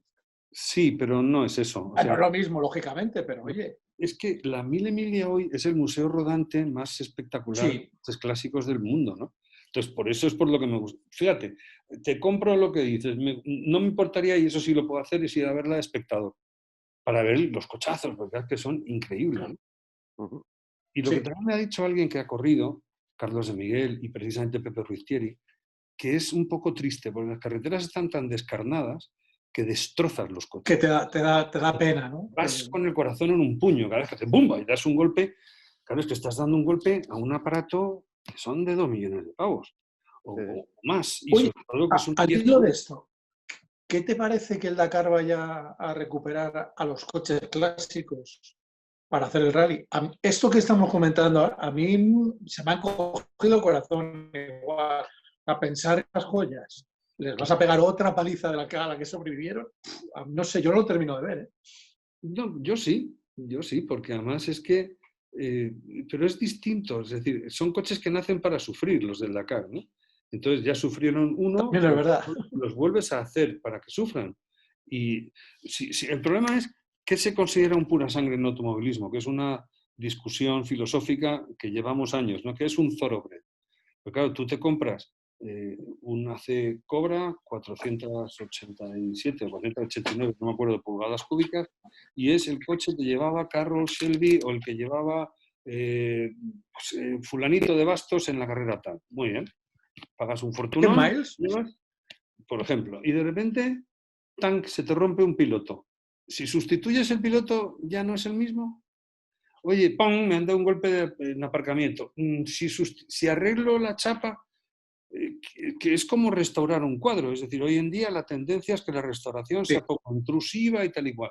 Bueno, vale, pues entonces tendremos los cuadros llenos de manchas, ¿no? Diciendo, aquí hubo un problema y sigue estando el problema. O sea, impido que el cuadro se deteriore más, pero no arreglo lo que se deterioró.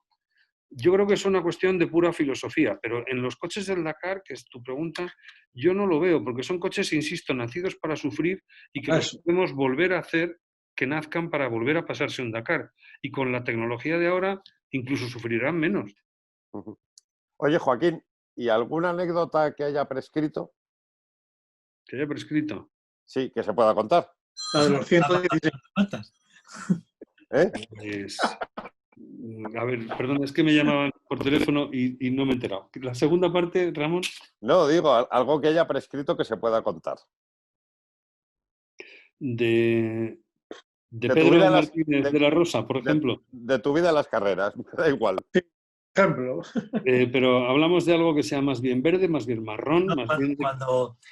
Cuando tú estabas en la federación, cuando el otro día entrevistamos a Pedro de la Rosa, a Miguel Ángel de Castro, Ángel Burgueño y a... Ellos no hablaron de caca.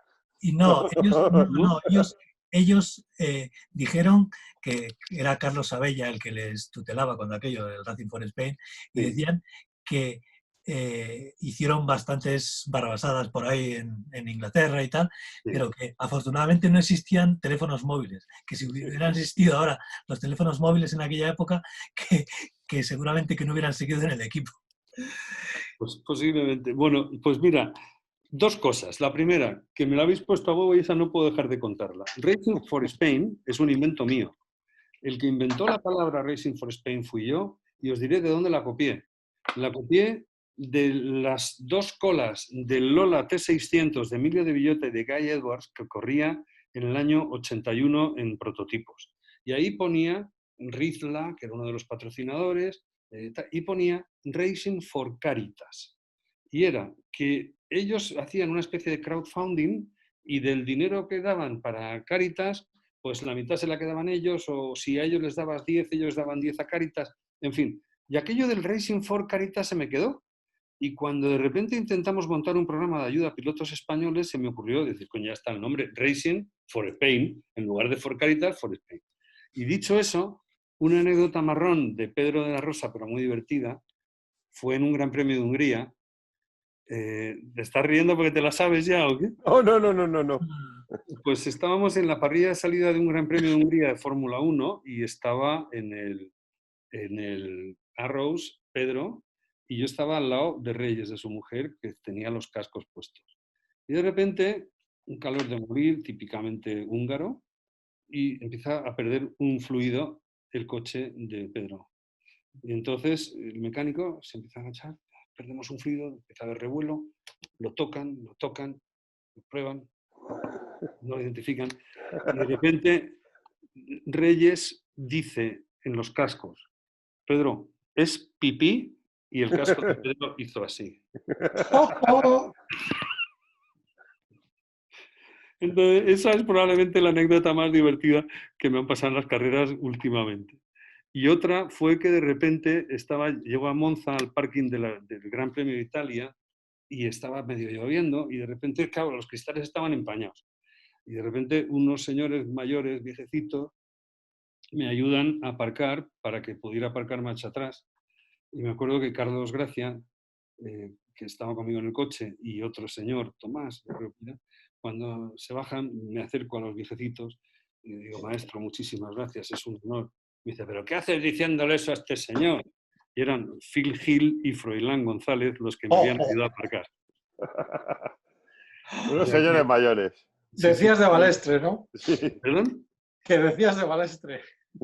No, es que Carlos no los había identificado, no los conocía. Ya, claro. Aparte que es que eran dos ancianitos, es decir, claro, ya no eran ningún chaval. Esto que os cuento a lo mejor fue en el año 91 o 92, es decir, que, bueno, de hecho, Froilán González yo creo que ya los dos han muerto ya, ¿o no? Phil Hill no. Sí. No, Phil Hill no. Phil Hill sigue vivo. Pues, Pues, espera, sí. ya tengo la duda, porque como Creo que sí. es un chorreo todos los años. Pero ya Oye. te digo, el poder decir que a mí me han ayudado a aparcar Claro.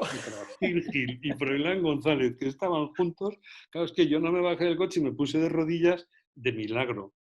Pero claro, una Oye, anécdota muy... Joaquín, y para ir acabando, lo hemos hablado ya un poco al principio. ¿Cómo ves el futuro del automovilismo de competición después de la pandemia, de la crisis económica que está y que viene? ¿Crees que cambiarán muchas cosas? Yo creo que sí, sobre todo es un hecho que ya cambió el modelo de negocio del automóvil en general y es un hecho que ahora los populismos están persiguiendo al automóvil en todas sus facetas como si fuera, pues no sé, el dragón Satanás. de cabezas. Sí. Y yo creo que eso es absolutamente injusto. O sea, el automóvil es el instrumento que ha permitido vivir la libertad al ser humano desde hace 120 años. Esa frase no es mía, es de Jean-Marie Balestre. El automóvil es un instrumento de libertad. Y el ser humano, sin el automóvil, no era tan libre como lo fue después de tener la autonomía de desplazamiento que el coche o la moto te concedía. Y yo creo que tenemos un problema de gran calado delante para que el automovilismo pueda seguir existiendo tal y como lo concebimos. O sea, de los que estamos aquí, creo que soy el mayor, ¿no? Pero yo no tengo nada claro que no sea testigo, que no vaya a ser testigo del final del automovilismo. Así, tal cual. Tal y como lo entendemos. Yo soy muy pesimista. Y el automovilismo eléctrico, que ya está llamando a la puerta, ya existe, es una realidad. Bueno, sí, lo que ocurre es que el automovilismo eléctrico hoy por hoy sigue siendo algo completamente falto de garantías de estabilidad. Es decir, que los motores eléctricos sean los que vayan a desplazar las ruedas de los automóviles, pues parece ser que seguramente sí se irá así. Lo que no tengo nada claro es cómo se va a generar la energía para que esos motores eléctricos puedan moverse. Es decir, lo que la gente no cuenta es que un coche eléctrico consume en otro sitio, genera contaminación de carbono en otro sitio, pero no genera menos, genera la misma. Y te lo dice un usuario de coche híbrido enchufable, que es lo que tengo y con lo que me muevo. Pero lo que tengo muy claro es que mis kilovatios se producen con térmica. Lo que no me parece que sea de recibo es generar una expectativa sobre el coche eléctrico y luchar contra las nucleares. No tiene sentido. Es una antinomia. Es decir, las nucleares, salvo que funcionen muy mal y exploten, que entonces sí producen un problema, pero tampoco un problema tan grave, porque me remito a Fukushima, los que ha habido, se quedan focalizados. El que tuvimos más peligroso fue el de Chernobyl y también, afortunadamente, se limitaron los daños. La energía eólica contamina por definición. Hay que alicatar España para llenarla de ventiladores de generación. La energía térmica del petróleo, pues sí, ya sabemos lo que hace, pero te quiero decir que todo tiene su problema. La energía fotovoltaica, muchísimas de las células de generación fotovoltaica, ya me gustaría a mí que fueran capaces de producir la misma energía eléctrica que es necesaria para fabricarlas. Con eso ya empatamos. Entonces, me parece que se está siendo, por parte de los políticos, muy poco honrado a la hora de echar la cuenta de dónde sale esa energía que tengo que necesitar para cargar el coche eléctrico, porque luego hay los destalentados de siempre que te cuentan que ellos van a poner una gasolinera, una electrolinera con energía solar y que van a dar de comer a todos los coches eléctricos de la granja. Tú eres tonto. Si ahora mismo yo me dedico al urbanismo, si ahora mismo en un país como, en una ciudad como Madrid, el 20% del parque móvil, el 20% fuera eléctrico, no tenemos acometidas bastantes en la ciudad de Madrid para rellenar los coches todos los días, señores. Claro. Que es un problema ya de red eléctrica, de Redesa. O sea, tú en tu casa, ¿qué tienes contratados? 8 kilovatios, venga, estupendo. Si te compras un Tesla, ya las cuentas me salen muy a mi favor. Venga, uno de solo 24 o 25 kilovatios. Si llegas a tu casa y quieres enchufar el coche, ¿qué vamos a hacer? No ponemos la tele, no planchamos y fuera la vitrocerámica. O desenchufas la nevera. Porque como te pongas a sumar kilovatios, no te va a dar. Y dices, ya lo sé, porque yo soy listísimo.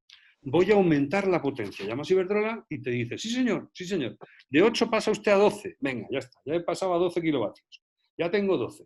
Pero cuando el vecino de al lado dice, yo también quiero 12, te dice Iberdrola, muy bien, sí, también usted. Y cuando llega el siguiente vecino te dice, no, usted ya no, porque la cometida de la casa, que tiene solo 100, ya está en 97 y ya no puede.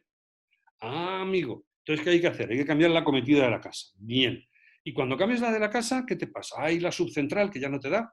En una palabra, solo con que tú aumentes al 20% el parque móvil eléctrico, Madrid no puede abastecerte. Entonces, lo que me parece una estafa es que esto no se diga. Y sin embargo, ya vayan diciendo para abrir boca que en el año 50 no hay diésel. Vale, cojonudo. Cojonudo. Nissan ya ha cerrado, ¿no? Sí.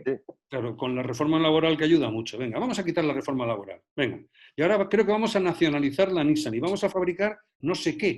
Porque claro, mientras las patentes sean de Nissan, van a fabricar lo que yo te diga. Pero que es que son... Bueno, ya va. Bueno. No, dilo, Charlie, No, dilo. pero con perdón, ¿qué colondrojos vas a nacionalizar?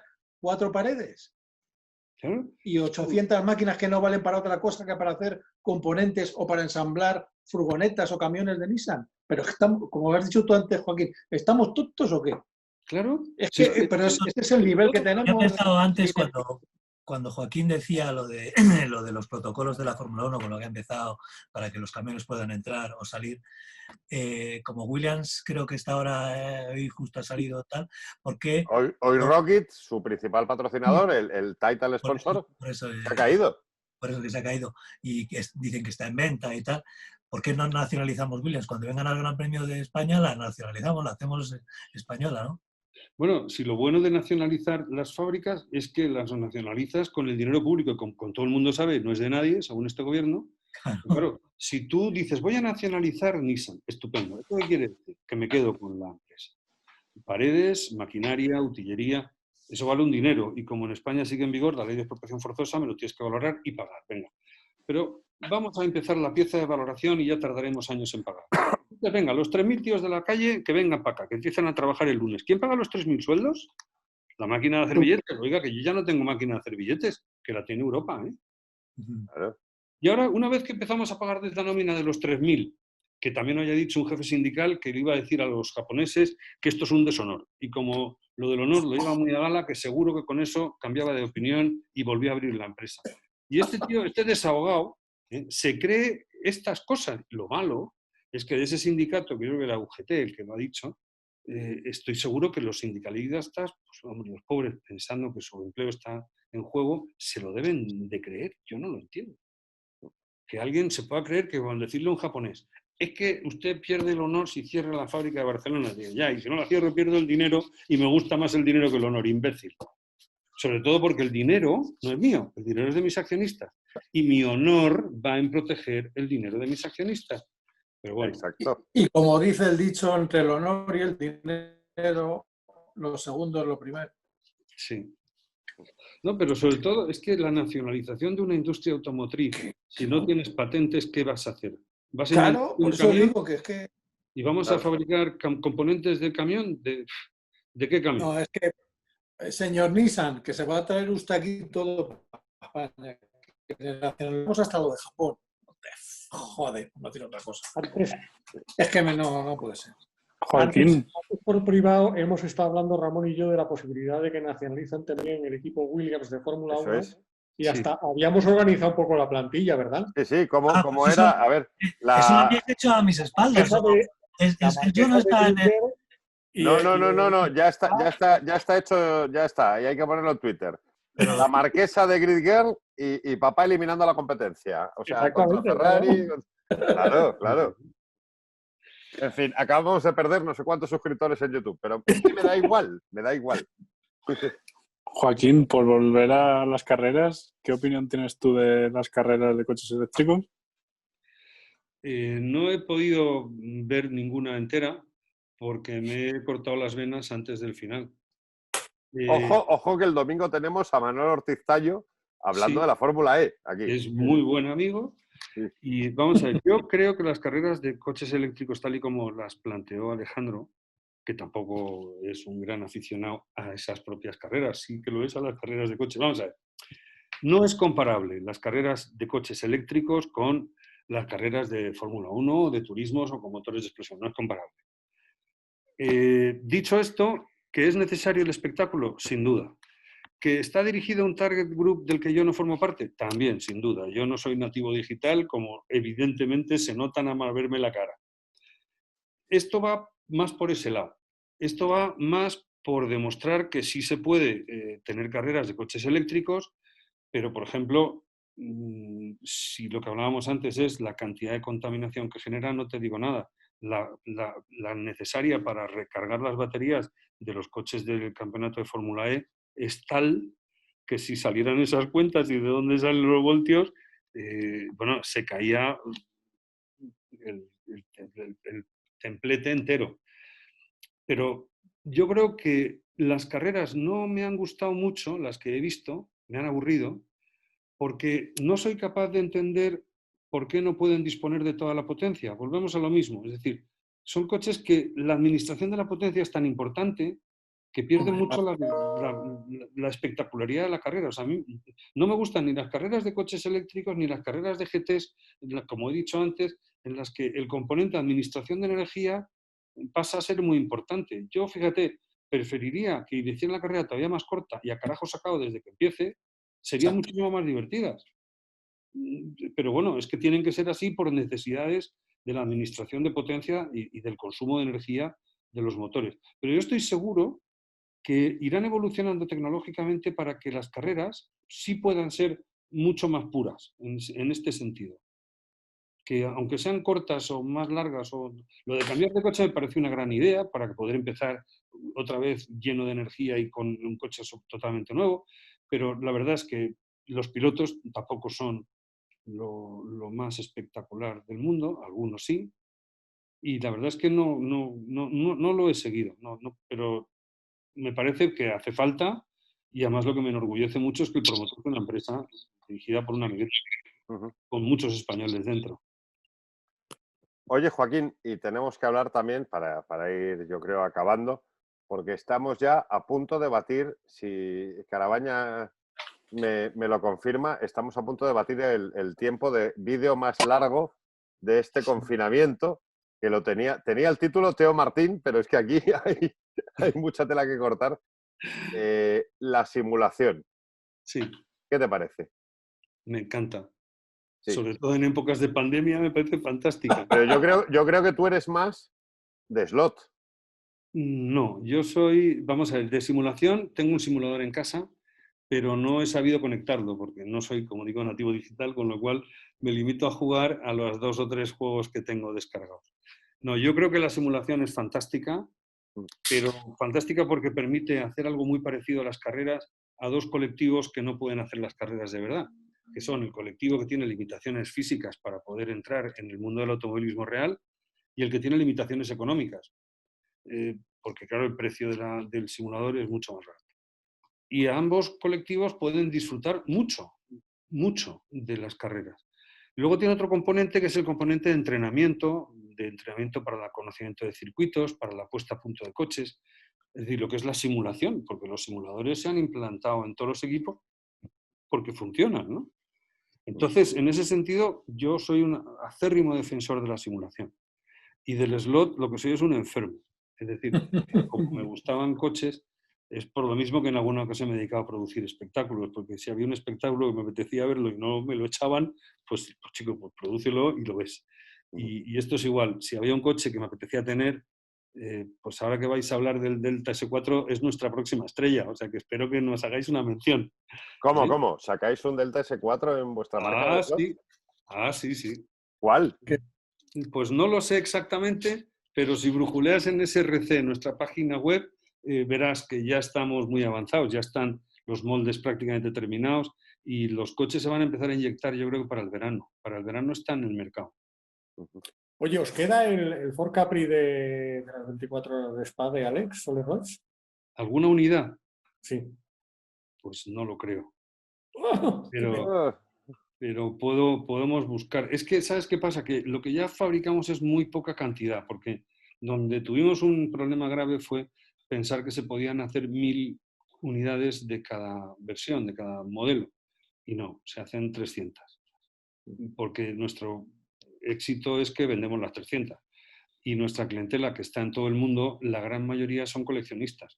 Lo que ocurre es que desde que nos fusionamos con OSC, con los asturianos, que hacían unos coches súper rápidos, el Peugeot 205 Turbo 16, lo que hemos conseguido es que ellos mejorasen las prestaciones de nuestros coches. O sea, nuestros coches eran perfectos como reproducción y los suyos, que también eran perfectos como reproducción, además eran súper eficaces en la pista, ¿no?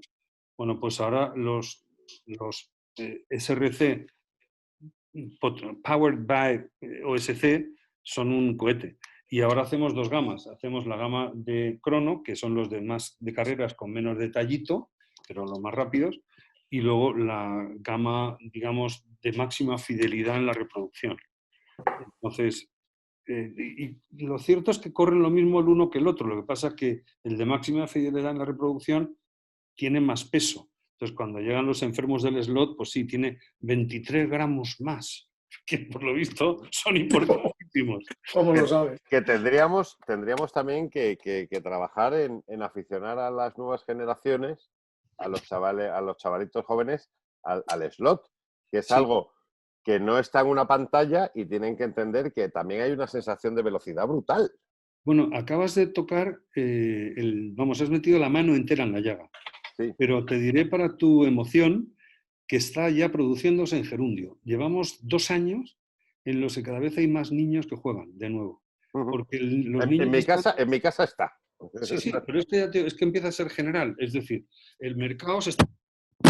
El otro día tuve una reunión con uno de los propietarios de Scalestric ahora mismo y lo están notando. Es decir, se están volviendo a vender pistas porque el niño está harto de la PlayStation. Es decir, la PlayStation pasa eso. O sea, acabas aburriéndote, no tienes sensaciones. En cambio, en el coche, si metes la pata y te sales, hay que ir a buscarlo, ¿eh?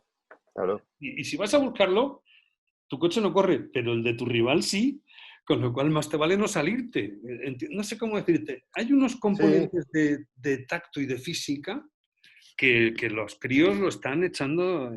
Pero es que si me apuras, el Hot Wheels de la pista de la escala 1.64, los cochecitos de toda la vida, también es un juguete que a los niños les llama mucho la atención. O sea, al final no deja de ser algo real.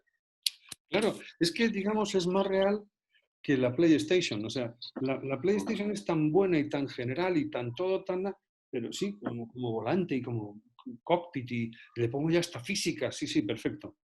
Pero le doy al restart y sin moverme de la silla estoy volviendo o meto marcha atrás y recupero y en cambio esto pues no lo puedes hacer con el slot. Y el slot además toco el coche y le pinto y me lo guardo y me lo llevo a la cama y lo pongo en la mesilla y lo miro. Es decir, juego con el coche, juego. Y se rompe, ¿no? También. Y Hombre, se rompe. Pero es que ese componente era como cuando yo era pequeño, que a lo mejor veías a un niño con una escopeta muy bonita y tal, y otro jugaba con un palo.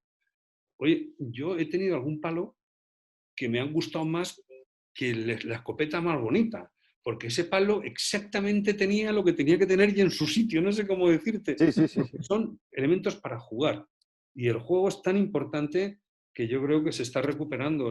La Play es un juego en sí mismo, pero no te permite jugar como con un balón, o jugar como con un Scalestric, ¿no?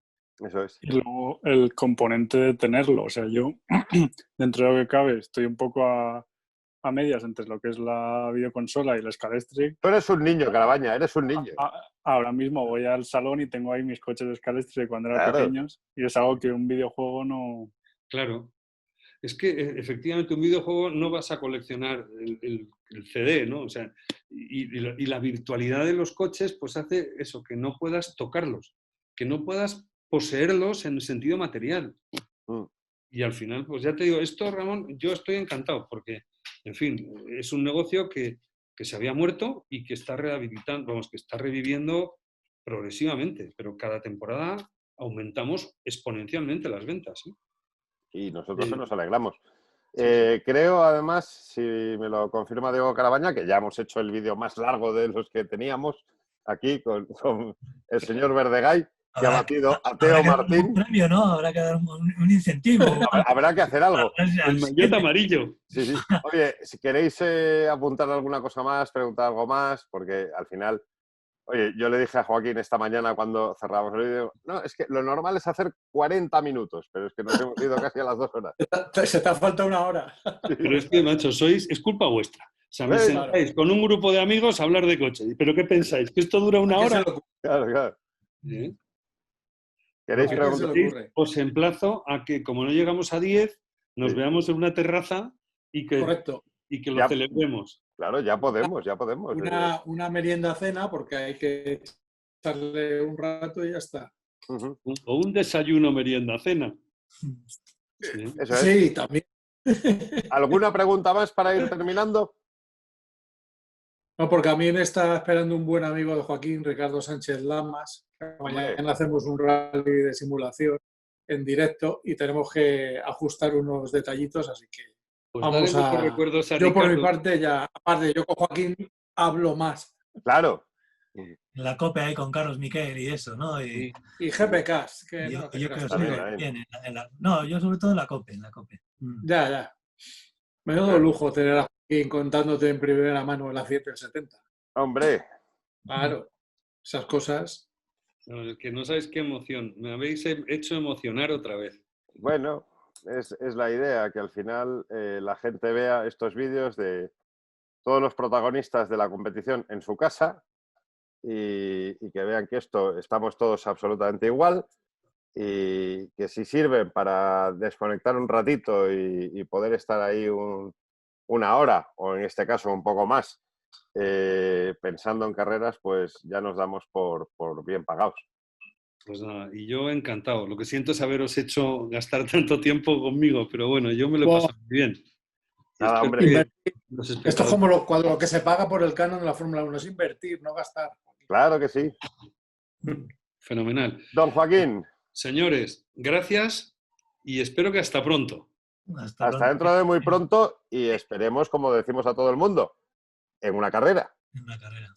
No, yo prefiero en una terraza, de verdad. Que Vale. quedemos los aquí presentes pronto en una terraza. Sí, porque Ya. él en una carrera seguro que tiene que trabajar. No, También y es aparte verdad. una carrera es hasta julio. En cambio, la terraza la semana Puede que ser viene. mañana. Ya estamos en fase 1, así que fenomenal. Sí, sí. Un abrazo muy grande. Otro para Un abrazo a vosotros. todos. Gracias otra vez. Muchas gracias. Adiós.